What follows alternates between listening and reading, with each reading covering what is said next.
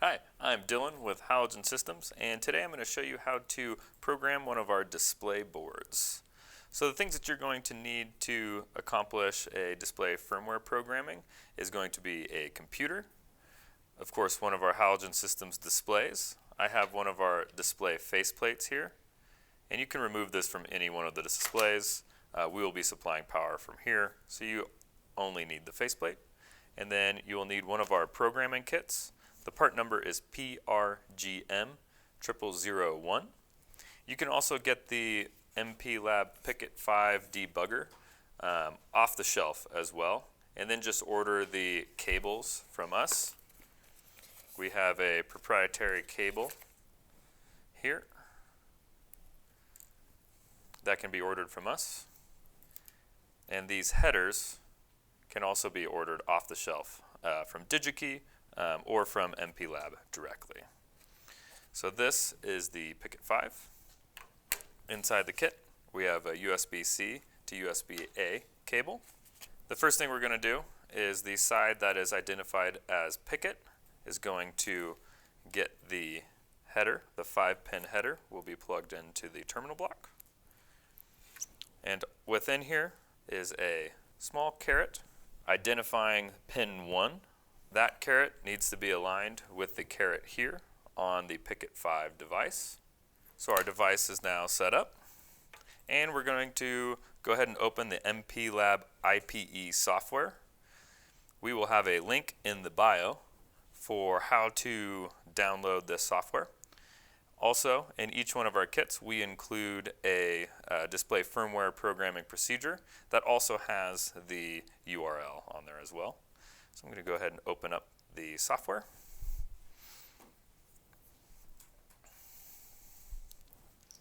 While that's loading, I'm going to go ahead and connect our Pickit 5 to the computer, like so. You'll know you're connected once you see the blue light here on the MP Lab Pickit 5. And first thing you're going to see when MP Lab opens here looks like this. First thing we want to do is go to Settings and enter Advanced Mode. The password, if you've just downloaded it, is going to be the default password of microchip. And I'm going to say keep me login and hit login. And when you activate the advanced settings, you're going to see these additional options here down the left-hand side of the screen. And we're going to use those to do some configuration to program our display board. So the first thing we're going to do is we're going to choose what device we're going to program. And it is a PIC 18F4515. And that is the type of microchip on this display board that we are programming to. And then we'll hit apply. Now, as a side note, there are many different versions of the Pickit. There's a Pickit 3, a Pickit 4, and now, most recently, a Pickit 5. If you've had the MP Lab IPE software downloaded on your computer for a while, make sure you have the newest version. You may need to uninstall or update to make sure that you have version 6.15 or higher. And that will make sure that you can connect to the Pickit 5. The Pickit 5 was just released this year and only will work with one of those newer versions of IP Lab, or MP Lab, excuse me. So we're going to go ahead and hit connect. Now you're going to get a couple errors here. They're going to be concerning power and device ID. Here is the power one. We're going to need to change the power before we do any programming, so we're going to hit OK. And we're going to go over to power, and we're going to select power target circuit from Pickit 5, and we're going to change the voltage to 4.5. We're going to come back to operate, and we're going to press connect to connect to the Pickit 5. And we are now connected.